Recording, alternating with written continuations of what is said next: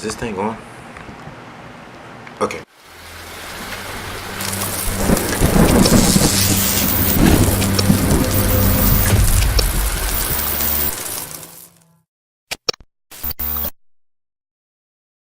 Hey, what's up guys? Yes, back again with another video. It's your boy J Storm in the building, and today I just had a very interesting video to talk about.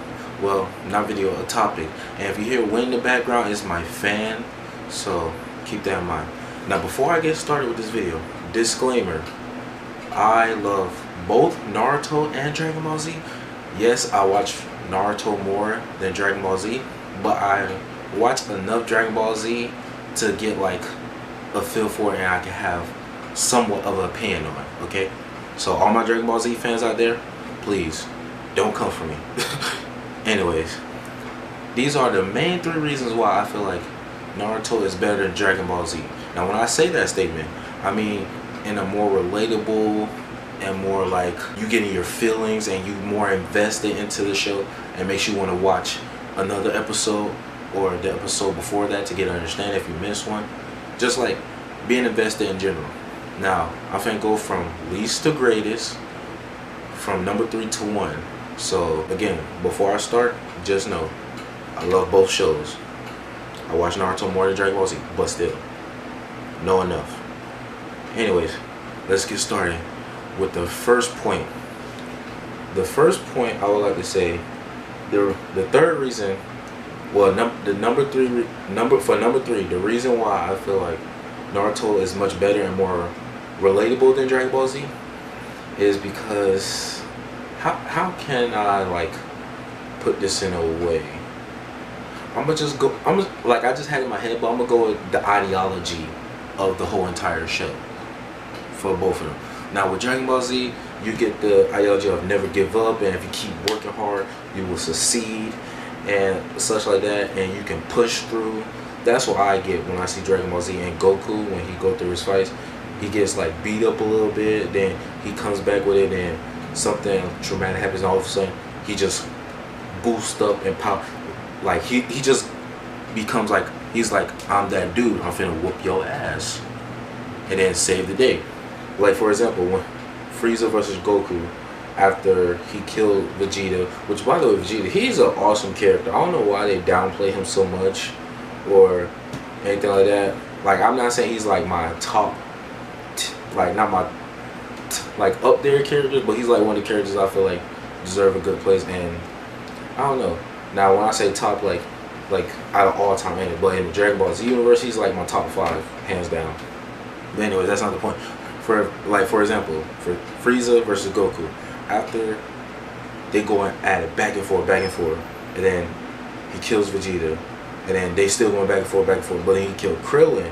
All of a sudden, Goku got his Super Saiyan godlike power. Well, not godlike, that's later on down the series, but he gets, anyways, Super Saiyan. He goes Super Saiyan, and then you've seen the rest of it. You know what happened. Boom. But that's all I get from it. Like, there's no like the only idea I get for it is never give up and such like that. Same with Naruto. But with Naruto, if you get the whole ideology of it, is him never giving up on the world and never giving up when it comes to battle, but also never giving up within himself and friends and the loneliness that surrounds the whole entire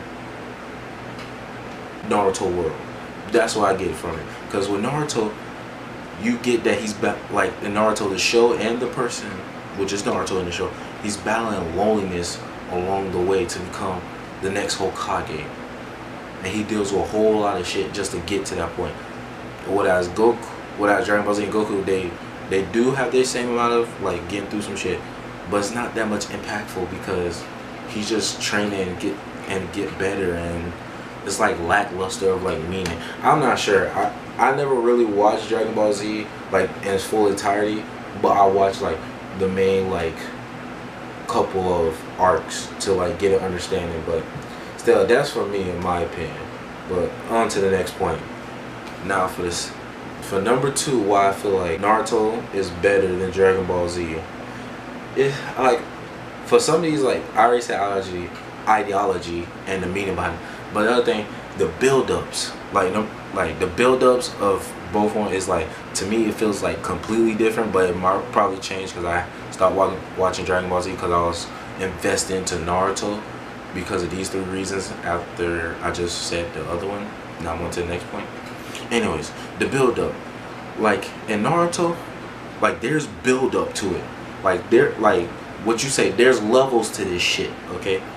Like, get prime example, Sasuke versus Itachi.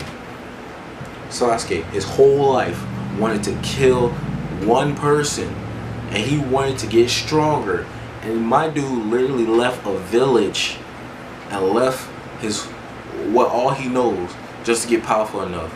And when Orochimaru tried to take his body, Sasuke was like, "Nah, bruh, I need to get my goal real quick. Like, I'm gonna deal with you right now, so I don't have to deal with you later." Like, it was that tough in the build-up. And when they finally met on that episode, I lose my mind. And especially the Kirin towards the end of it, I couldn't believe it. Even though Itachi, which is my favorite character of all time, I don't care what no y'all say, is Itachi, Madara, Naruto. Well, okay, Naruto, Itachi, Madara, in that order. Don't come for me. Anyways, Itachi, like I said, even though he threw the fight, and we know the reasons why, he could have really murked Sasuke and just been done with it. But no, he wanted his brother to like be the hero of the village and go back to it after he done killed him. And like the whole story, like it's built up on a story. Like every person in the whole universe is built up to a main story, and then we get to the war arc and everything really comes together from the past and the present and then going to the future, which is Boruto, which is another discussion. But if you want that video of me discussing Boruto, leave a like in the comments. And also, if you like more of me talking about anime, because I love anime, then yeah, just leave a like on the video, leave some comments, and yeah, do that if you want more. But as for Dragon Ball Z, now back to my point. Now as for Dragon Ball Z, like, I know there's build up to it, but it doesn't really feel impactful. Like, I feel like all they do is just fight. Like I'm probably like not like a lack of knowledge, probably don't know like the meaning or the build up behind the fights or some of them. But majority of the time when I was watching Dragon Ball Z, it was like a little bit of build up and then they just fight. And it's like, that's it. Like after they fight, it's like, okay, that's it. Like, what else do I get from that? As for Naruto, like I get more with it, like the build up, because then it's like you waited for, like even the build up for Madara, we literally had to wait real time in life 7.5 years for this man to even show up on the show or in the manga. But when he showed up, everybody was like, what? This man's OP. Like, what do you mean? But that's all another topic. But that's my point for number 2. And finally, the number 1 point that I personally is invested more into Naruto than Dragon Ball Z is because the deaths and the shows are two completely different things. Now, when I say this, everyone who watched both shows will know this exactly. But first, let me ask you a question. Which death was more meaningful for the character development? Neji or Krillin? Put that in the comments below. Or give me answers on my social that you'll see in the end card. But anyways, like I was saying, in Dragon Ball Z, death, I feel like it's just like there's no reason, because when you die, even though it's a very difficult task, but when you die, all you gotta do is gather 7 Dragon Balls, put them down in their formation. The dragon pops up and he's like, "What's your wish?" And then all you can say is, "I want to bring such and such back," and boom, it happens. Done. They from heaven and they come down. But in Naruto, the more I'm invested, because when you die, that's it. You die. No coming back. Nothing. It's like real world. Like, you don't come back.